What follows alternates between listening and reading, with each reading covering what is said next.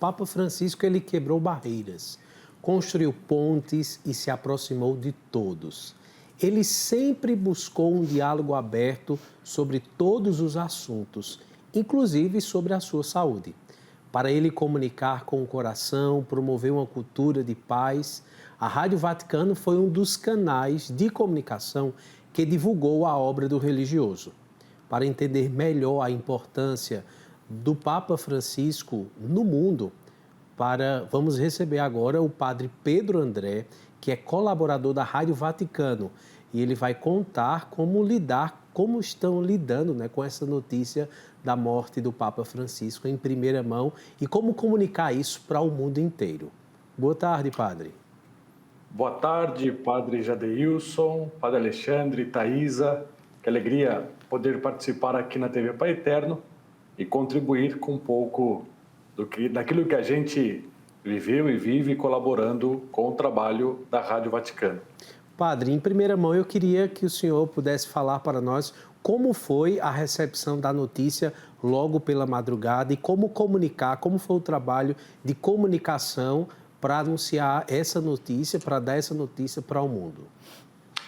A primeira coisa era uma questão inesperada. Nós vimos o Papa Francisco ontem, né, ali na Urbi et Orbi, na bênção que ele deu ao meio-dia, depois com o Papa Móvel pela praça, e fomos surpreendidos pela manhã. Eu, como colaborador da Rádio Vaticano, colaboro aqui do Brasil, em São Paulo, onde trabalho também como pároco, diretor de escola, mas os colegas lá que estão em Roma, na sede da Rádio Vaticano, acompanhando ali pelo grupo de WhatsApp, que também temos um grupo de WhatsApp onde a gente recebe as notícias, as informações que vêm das centrais e assim o chefe da redação vai colocando tudo ali e a surpresa pela morte do Papa, né? Normalmente todo dia se dá o bom dia, né? Os colegas dão o bom dia no grupo ali e de repente vem a notícia porque nós estamos 5 horas de diferença aqui do Brasil, de Roma, né? Estamos 5 horas atrás. Então, acaba que eu, nesse horário, daqui estava dormindo, né? Mas os colegas, eu fui vendo a reação deles e logo aquilo que já se tinha preparado, porque quando alguém tem uma função importante, como o Papa, como um bispo, como tantas outras coisas, já se tem o que no jornalismo, né, se chama de crocodilo, que já são as notícias que serão dadas no dia da morte. Então, aquilo que já estava preparado, juntando-se ali com a hora da morte, as causas, né, que depois, mais para frente, foram ditas, já temos essa informação, foram noticiadas no Vatican News. E, padre, o Papa Francisco, em muitas de suas mensagens do Dia Mundial das Comunicações, ele foi um combatente da fake news, né? E de notícias aí que distorcem a realidade. Neste dia em que o Papa Francisco faz a sua Páscoa, nós, como TV Católica, como rádio, como meios de comunicação, queremos priorizar, né, pela comunicação da verdade, uma vez que nós sabemos que existem muitas pessoas aí já com algumas informações equivocadas que não partem da informação oficial que é do Vaticano. Então, eu acho que isso é muito importante para a comunicação católica. Justamente, aliás, temos as TVs católicas, como o senhor disse, mas o meio oficial de informações da Igreja é o Vatican News, né? vaticanews.va é o site oficial do Dicastério para a Comunicação do Vaticano. Padre, não sei se o senhor já deu essa notícia sobre a causa da morte do Papa Francisco, que já foi divulgada, já foi publicada, 2 coisas recentes que acabaram de sair.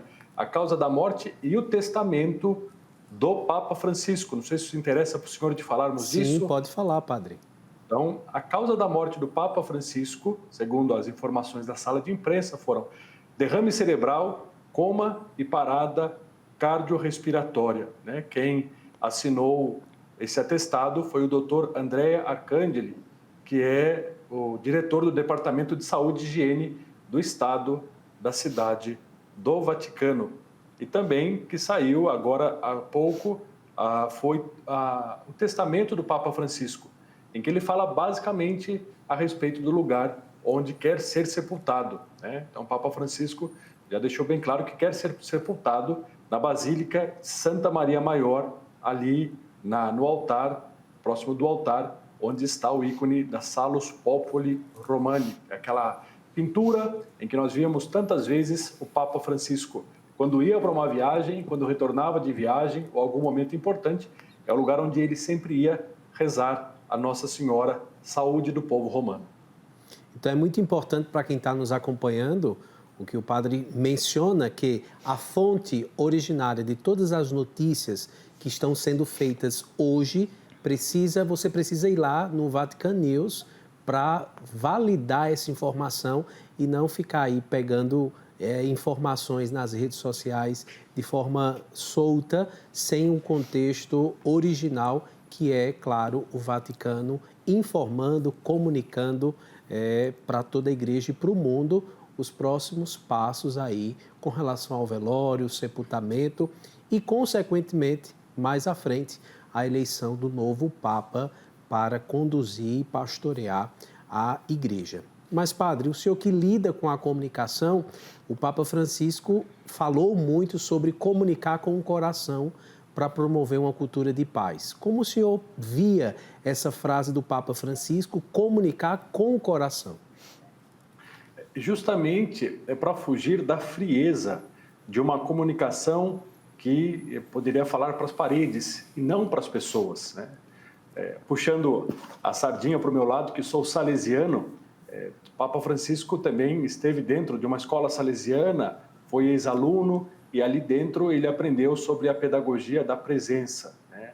E quantas vezes ele falou, né? Ninguém ama à distância, né? Uma mãe não pode amar por correspondência. E a comunicação também, se não é feita com o coração, vai falar somente de coisas que não transmitem vida, apenas informações que muitas vezes são frias, até mesmo vazias, mas que não correspondem à necessidade humana. A necessidade humana precisa dessa correspondência do coração, porque a gente fala de coração para coração. Por isso o Papa Francisco enfatizava muito essa questão. O senhor teve a oportunidade de estar com o Papa alguma vez? Graças a Deus, tive 4 oportunidades de cumprimentá-lo e na primeira vez, de forma especial, em 2016, tive a oportunidade de concelebrar a missa com ele na residência dele, na Casa Santa Marta. Posso contar a história? Pode. Era outubro de 2016, eu não tinha completado ainda um ano de padre e o meu superior provincial pediu para que fosse a Roma para fazer um curso sobre orientação espiritual na sede dos Salesianos em Roma. Então, quando soube que iria a Roma, pensei assim, bom, vou a Roma, quero ver o Papa, né? E então falei com um salesiano que morava dentro do Vaticano e ele me disse assim, olha, é impossível, até 2018 a agenda do Papa está cheia. Então, falei com outro padre que é amigo do Papa Francisco, antes dele ser Papa, o padre Alexandre Aui, e o padre Alexandre Aui, que hoje em dia é superior dos padres de Schanstatt, falou, olha, porque eu queria aquele encontro com o Papa, chamado de beijamão, nas quartas-feiras, em que se beija a mão do Papa, né, no final da audiência geral. E o padre Alexandre Aui me conseguiu coisa melhor, me conseguiu que eu fosse concelebrar com o Papa na Casa Santa Marta. Então ele me disse assim, olha, no dia 22 de novembro de 2016, esteja às 6:45 no portão do Santo Ofício, que você vai concelebrar a missa com o Papa. Então me lembro de acordar naquele dia, peguei o metrô em Roma, fui até o Vaticano e chegando lá, eu pensei assim, puxa vida, eu não tenho nada em mãos, nenhum convite, nenhum papel, nenhum documento, e estou aqui na fila para ir na casa do Papa. E se meu nome não estiver nessa lista? Que vergonha que eu vou passar já cedo aqui. Mas pelo contrário, meu nome estava na lista, entrei, concelebrei com outros padres, tinham também leigos participando ali na capela da Casa Santa Marta, e no final da missa o Papa cumprimentou um por um. E naquela ocasião pude cumprimentá-lo e ele me perguntou o que eu tinha ido fazer em Roma. O Papa Francisco nunca gostou de padre que vai a Roma só para passear, tem que ter um motivo. Então eu falei, não, vim fazer um curso na Casa Geral dos Salesianos. Depois disse, estou aqui graças ao seu amigo, padre Alexandre Aui, que é nosso amigo em comum, ele ficou feliz. E em seguida dei para ele um presépio, um santinho do próprio Papa Francisco, feito por um amigo lá do Espírito Santo, do Coisa de Santo, que já nem existe mais esse site, mas que na época tinha. E depois disse para o Papa, posso dar um abraço? e ele correspondeu. E tem uma foto belíssima, inclusive eu mandei para a produção essa foto do abraço com o Papa Francisco em 2016. Foi assim, olha, meu primeiro ano de padre não foi um ano fácil, e no final daquele ano, antes de completar um ano de padre, ganhei um abraço do Papa. Para mim foi uma confirmação muito importante, um presente de Deus, poder ter concelebrado a missa com o Papa Francisco e também de tê-lo abraçado, né? E depois tive outros encontros, porque de 2021 até fevereiro do ano passado, morei em Roma, onde fui estudar comunicação na Universidade Salesiana. Aí várias missas concelebradas, né, na Basílica de São Pedro, mas alguns encontros pessoais, uma delas com o Dom Vilar, que é bispo de São José do Rio Preto, que também é salesiano, me levou com ele quando foi encontrar-se com o Papa. Depois fui com os colaboradores do Dicastério para a Comunicação. E por último, no dia de Dom Bosco do ano passado, dia 31 de janeiro, desse inclusive tem até um vídeo em que o Papa Francisco me diz assim, eu disse para ele que estava voltando ao Brasil após ali concluir o período de estudos, e ele me disse: não perca o espírito salesiano. Foi a última vez que o vi, foi o último encontro, e ele me disse essa frase. Então, sendo religioso, assim como se vocês redentoristas escutassem, não perca o espírito redentorista, é um grande presente que se pode escutar de um Papa. Sem sombra de dúvida, foram experiências marcantes para o seu ministério e que lhe ajudarão a fazer desse ministério como um dom, como uma graça de Deus em sua vida.